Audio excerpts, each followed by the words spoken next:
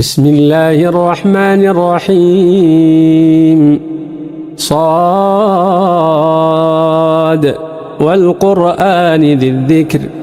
بل الذين كفروا في عزة وشقاق كم أهلكنا من قبلهم من قرن فنادوا ولا تحين مناص وعجبوا أن جاءهم منذر منهم وقال الكافرون هذا ساحر كذاب أجعل الآلهة إلها واحدا إن هذا لشيء عجاب وانطلق الملأ منهم أن امشوا واصبروا على آلهتكم إن هذا لشيء يراد